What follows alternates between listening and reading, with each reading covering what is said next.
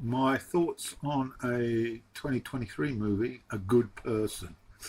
First of all, some details. Directed by Zach Braff, who's also responsible for the screenplay and the cast. There'll be a slide for this. Alison is played by Florence Pugh. Daniel is played by the immaculately spoken Morgan Freeman. Ryan, which is a young girl, teenage girl, is played by Celeste O'Connor. Then we have Molly Shannon, who plays Diane. Chinaza Uch plays Nathan. Zoe Lister Jones plays Simone. Nichelle Hines plays Molly. Toby Unawuro plays Jesse. And some other supporting cast, of course. To sum this movie up in terms of context, the phrase hurt people sums it up quite validly, really. Although it's fair to say that also hurt people can help other hurting people. What we have here is a situation where a dreadful accident takes the lives of two family members, and the impact that this tragedy has on three connected people. And we're going to go through briefly a little bit of detail about this. So,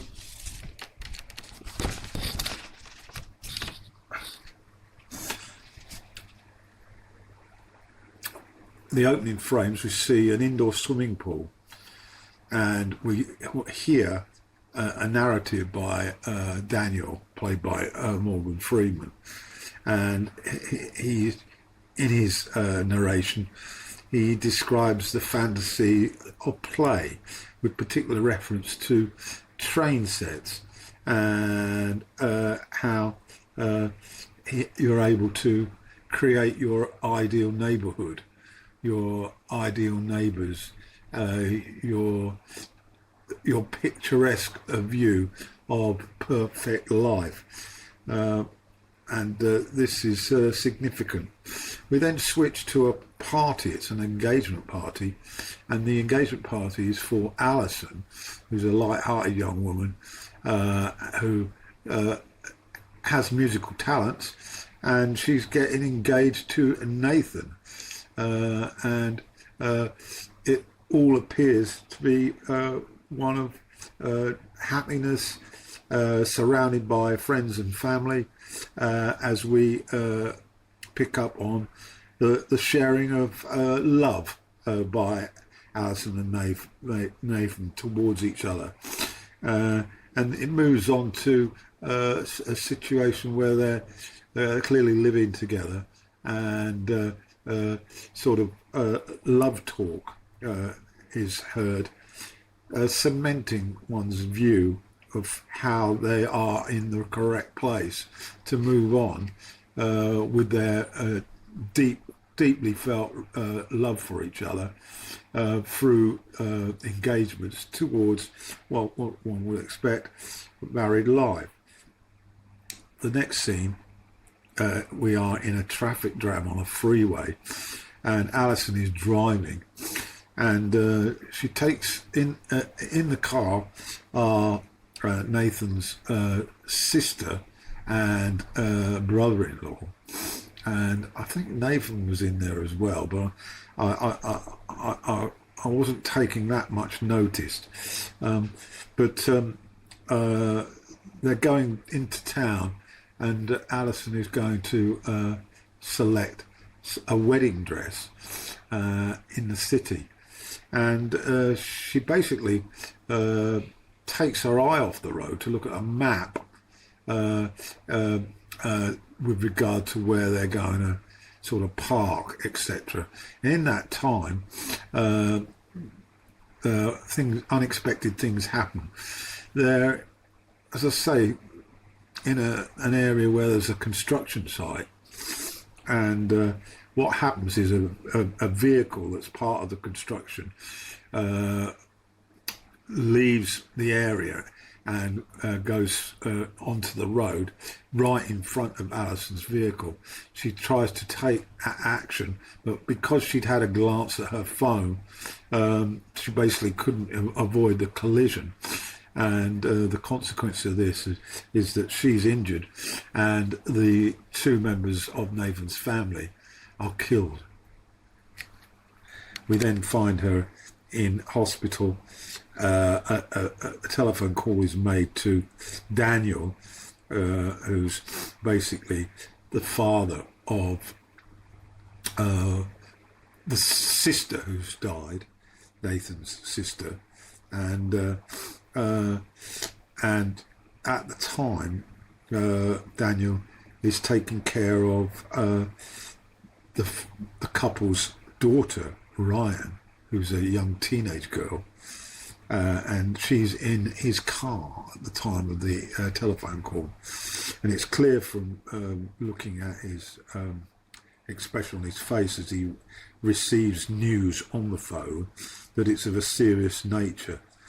And so the consequence of this is impacts tremendously on, and we then move forward a year, and Ryan is now, of course, without parents, and she's living with her grandfather, Daniel, played by Morgan Freeman. Alison, however, although she's physically recovered from some of her injuries, well, all of her injuries, emotionally she's been traumatized and broken, and she's now developing a hostility.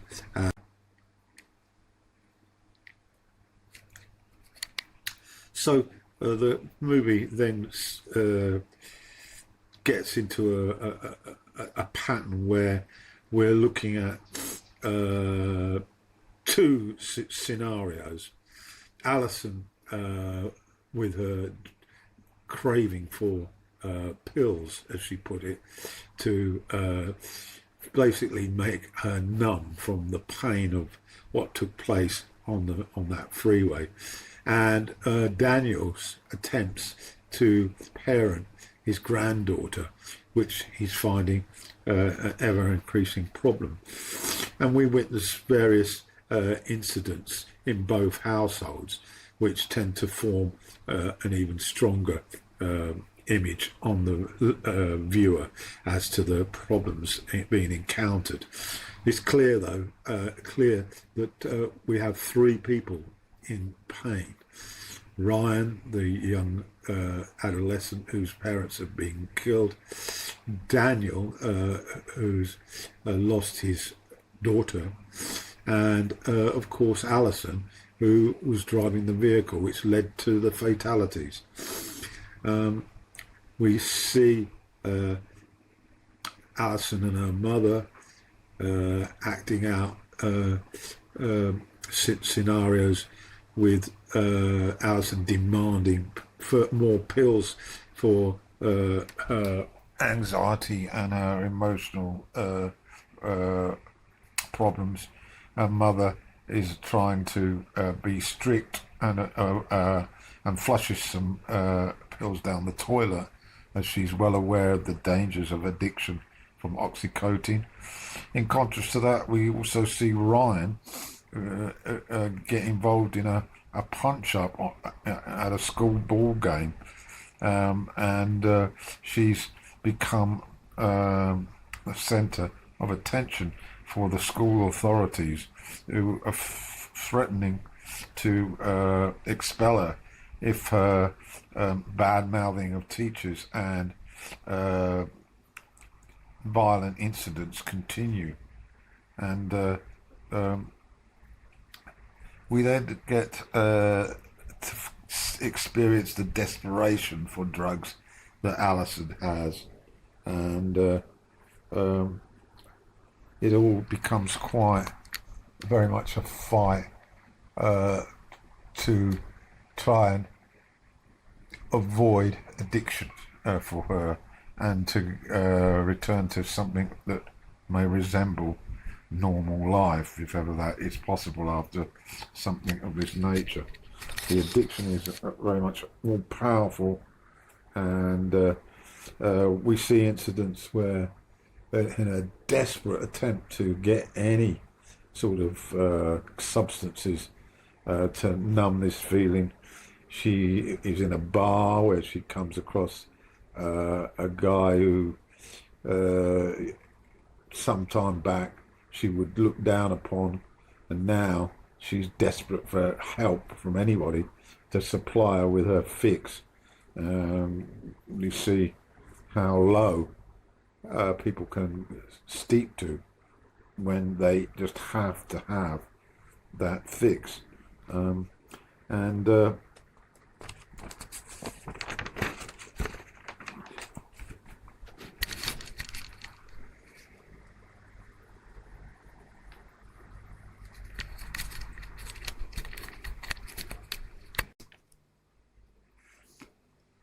other scenes that I think are worth noting. Daniel is also facing huge challenges. He's an alcoholic, but has been sober for over a decade, and we learn a little later about how his behaviour became pretty depraved and out of order with regard to family members involved in his life. He's a policeman now, retired, and he's finding the demands of his granddaughter quite beyond his capacity to control. He comes home and finds her in bed with a guy. The guy claims he's 20. Ryan's only 16, so technically it's statutory rape. And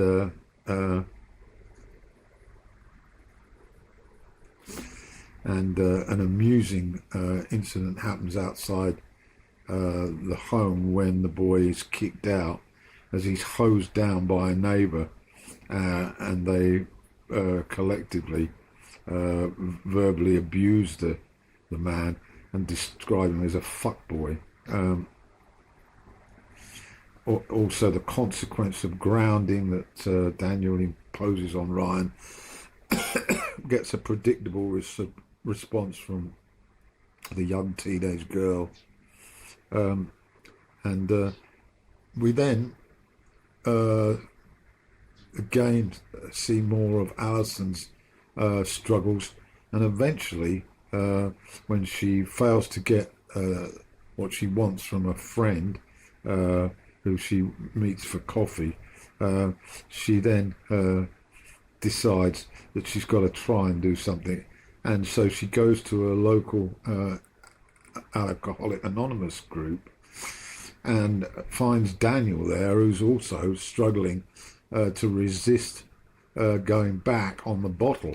Whiskey was his preferred pleasure, and Ali, of course, crosses eyes with Daniel, although they haven't really shared any time together since the accident.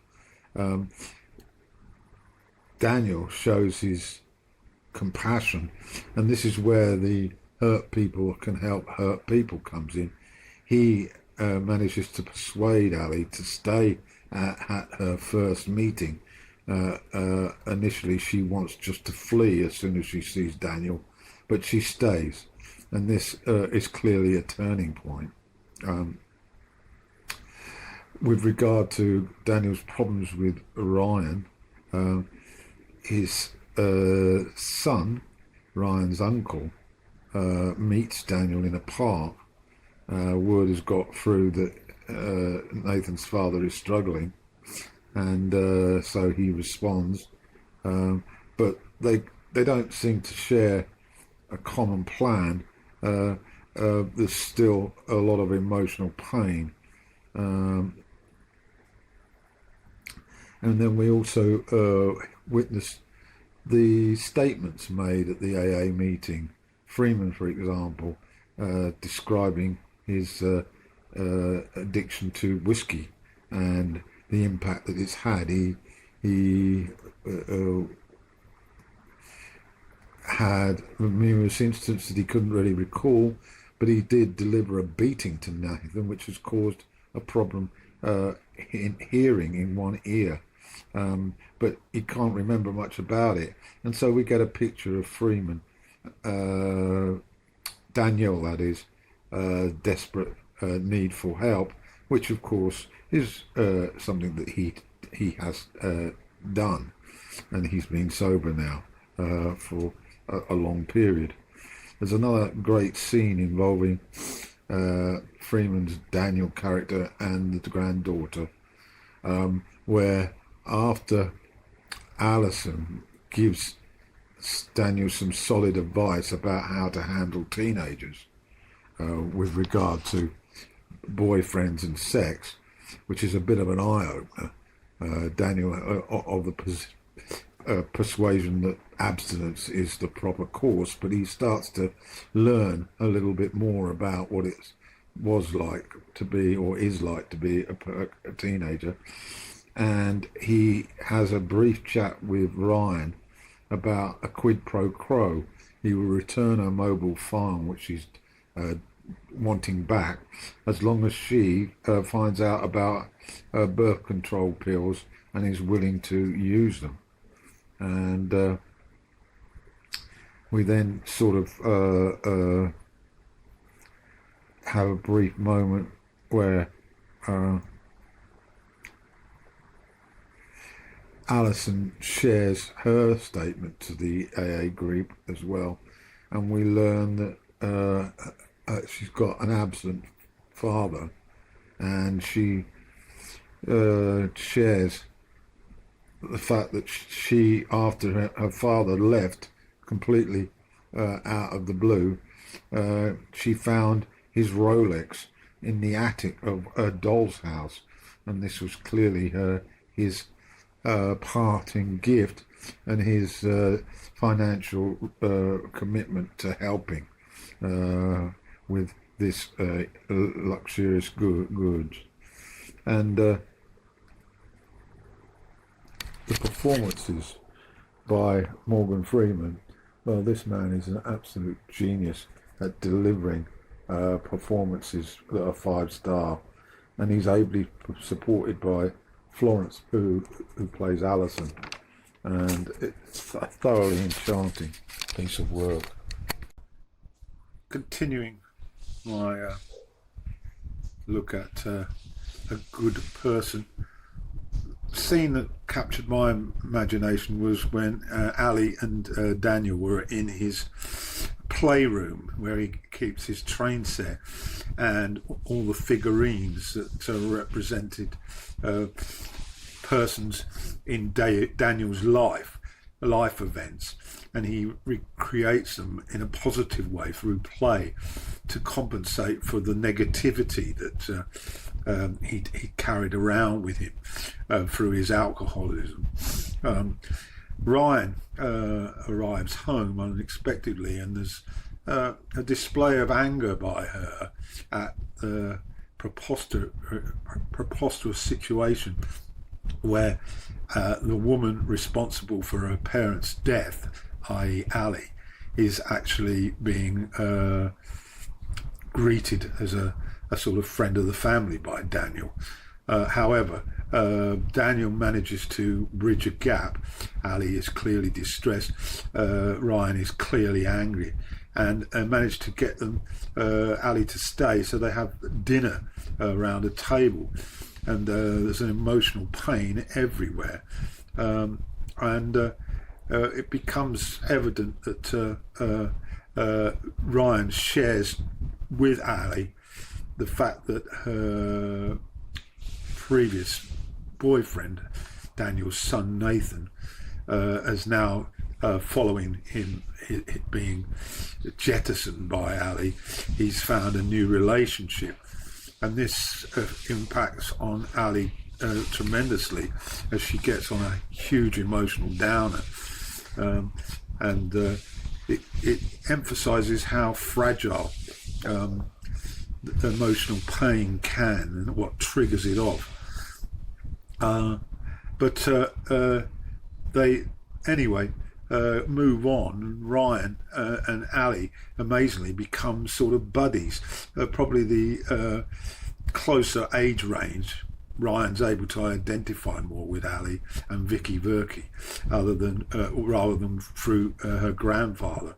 But mistakes are made, of course, and although they are having fun, Ryan then imagines that Nathan and Ali should meet and possibly get back together.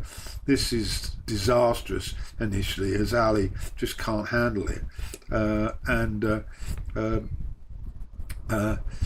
we then see a passage within the film where Ryan and Ali go out on a bender, and Ali's mother and Daniel come together as in an attempt to search out where they are.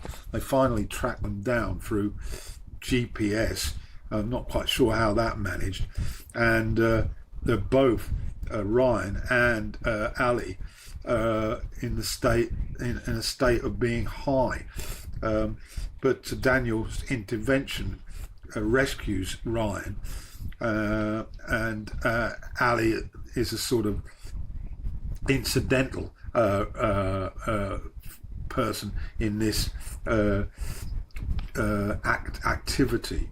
But what follows then is that Daniel then really lets rip on Ali for his irresponsible behaviour, and lays into her about his knowledge that the accident was caused because she